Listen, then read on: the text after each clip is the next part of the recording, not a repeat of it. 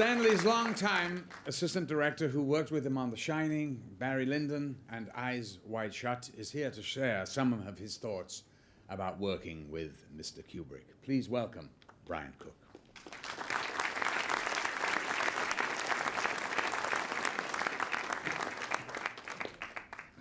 Good evening. Looking at those clips, it's hard to believe that was over 30 years ago. It seems only yesterday we were running around that maze. All the sets were built in the studio and on the back lot at Elstree, of course only 10 minutes from Stanley's house. Stanley and production designer Roy Walker did a fantastic job of creating the sets, and along with Garrett Brown, the American inventor of the Steadicam system, created a wonderful look for the film. Yet again, Stanley was ahead of his time, a true visionary.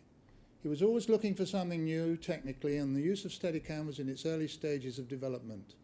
Of course, today, 30 years later, it's used on all the major movies. There are very few producer-directors who have the self-confidence to control every aspect of a movie. Stanley knew most technicians' jobs better than they did, and if he didn't, he made it his business to find out. He used many fine cameramen, costume designers, production designers, assistant directors, editors, but also promoted young technicians, as he had a great eye for spotting up-and-coming talent and educating them.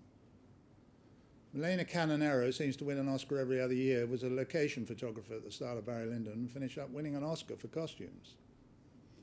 The only other director I personally worked with who had as much talent in production design and photography as Stanley is Ridley Scott, another great director. Stanley, of course, with his producer's hat on, always saw the budget advantages of giving young people he previously worked with breaks.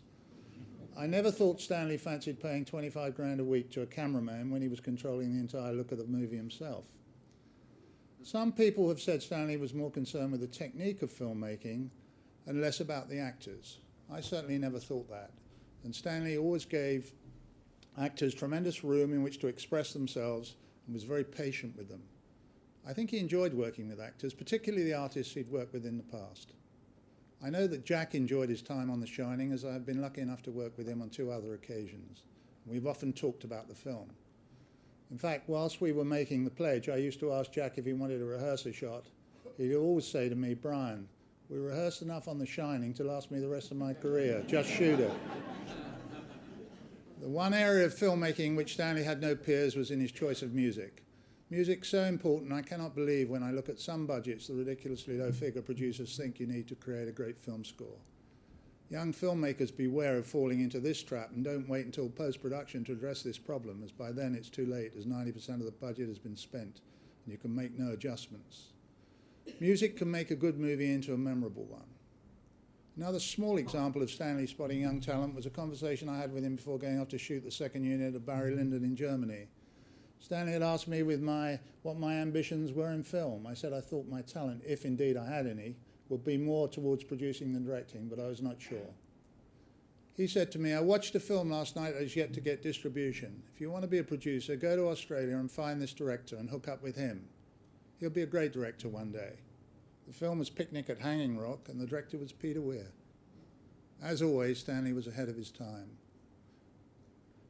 Stanley Kubrick was a fantastic filmmaker who was totally unique, and it was my pleasure to have worked with him on 3 occasions. As for my own career, I did go on to produce several films. However, if Stanley is watching, I think he would be amused to know that the one that I also directed was called Colour Me Kubrick.